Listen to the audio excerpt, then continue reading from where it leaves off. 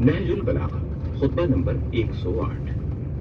اپنے اس خطبے میں امام المتقیان حضرت علی علیہ السلام ارشاد فرماتے ہیں، اللہ کی طرف وسیلہ ڈھونڈنے والوں کے لیے اللہ اور اس کے رسول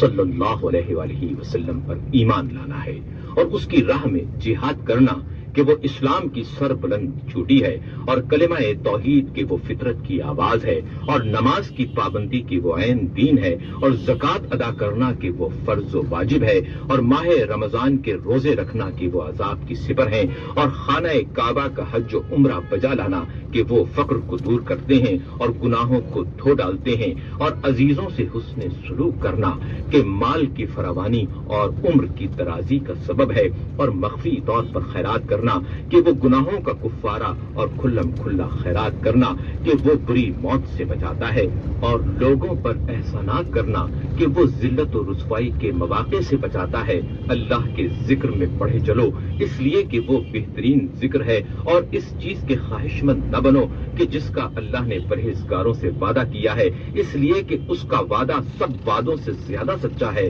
نبی حضرت محمد مصطفیٰ صلی اللہ علیہ وآلہ وسلم کی سیرت کی پیروی کرو کہ وہ بہترین سیرت ہے اور ان کی سنت پر چلو کہ وہ سب طریقوں سے بڑھ کر ہدایت کرنے والی ہے اور قرآن کا علم حاصل کرو کہ بہترین کلام ہے اور اس میں غور و فکر کرو کہ یہ دلوں کی بہار ہے اور اس کے نور سے شفا حاصل کرو کہ سینوں کے اندر چھپی ہوئی بیماریوں کے لیے شفا ہے اور اس کی خوبی کے ساتھ تلاوت کرو کہ اس کے واقعات سب واقعات سے زیادہ فائدہ رساں ہیں۔ وہ عالم جو اپنے علم کے مطابق عمل نہیں کرتا اس سرگرداں جاہل کے مطابق ہے جو جہالت کی سرمستیوں سے ہوش میں نہیں آتا، بلکہ اس پر اللہ کی حجت زیادہ ہے اور حسرت و افسوس اس کے لیے لازم ہے اور اللہ کے نزدیک وہ زیادہ قابل ملامت ہے۔